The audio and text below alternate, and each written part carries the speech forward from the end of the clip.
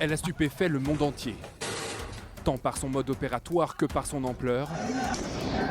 Une attaque de masse simultanée sur les beepers et les talkie-walkie des membres du Hezbollah. Il y a eu un tsunami de patients, 200 en 2 heures. Une opération minutieusement préparée depuis 9 ans. Ils ont reçu un message d'erreur sur leur beeper qui leur demandait d'appuyer sur une touche. Et quand ils l'ont fait, ça a explosé. Près de 3000 blessés, 37 morts dont 4 civils. La journée la plus meurtrière au Liban depuis la fin de la guerre civile en 1990. Mais qui, derrière cette attaque inédite? Israël, selon le Hezbollah, et plus précisément l'unité 8200. Ce service de renseignement devenu l'ennemi numéro 1 est visé à de nombreuses reprises. Derrière cette attaque inédite, Israël, selon le Hezbollah, et plus précisément l'unité 8200. Ce service de renseignement devenu l'ennemi numéro 1 est visé à de nombreuses reprises par Hassan Nasrallah, l'ancien chef de la milice chiite tué fin septembre. Nous avons identifié une cible prioritaire de notre opération en Israël. Il s'agit de l'une de leurs bases de renseignement située à Glilot. Pour mieux connaître ce service d'espionnage, considéré comme l'un des meilleurs au monde, nous sommes allés à la rencontre de cet ancien capitaine de l'unité 8200. À l'origine, j'ai été recruté en tant que linguiste arabe. Donc au début, dans les années 80, je devais juste écouter des communications. Mais au fur et à mesure de mon service militaire, ça s'est transformé en autre chose. Avant les autres agences de renseignement, l'unité 8200 s'intéresse aux nouvelles technologies. Cyberattaques, infiltration numérique, des actes classés et secret défense jamais revendiqués.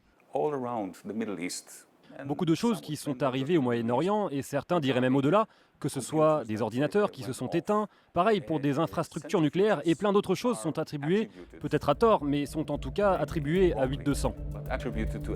Des opérations menées depuis des bases secrètes situées en partie dans le désert du Negev et effectuées par de très jeunes soldats. La moyenne d'âge dans cette unité est de 19 ans. Dov Alfon y a été recruté dès la sortie du lycée.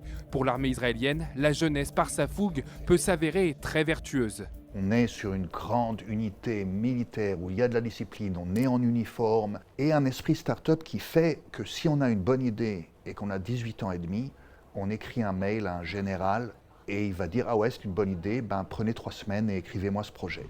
Des idées que l'on peut retrouver ensuite dans notre quotidien. L'application de navigation Waze a par exemple été inventée à des fins militaires au sein de l'unité 8200.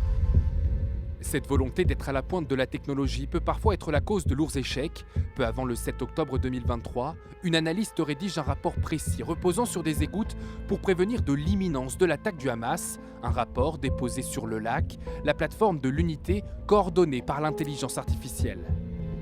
Le LAC n'a pas compris ce qu'il lisait. Donc l'intelligence artificielle ayant devant elle un rapport sur une attaque dont elle n'a jamais aucun précédent, n'a pas su l'envoyer aux bonnes personnes. Une faille aux conséquences dramatiques pour l'État hébreu. Reconnaissant son échec à prévenir l'attaque terroriste du 7 octobre, le chef de l'unité 8200 est contraint de démissionner. Mais pas de quoi fragiliser ce service de renseignement, toujours en première ligne dans l'élaboration de la stratégie d'Israël au Proche-Orient.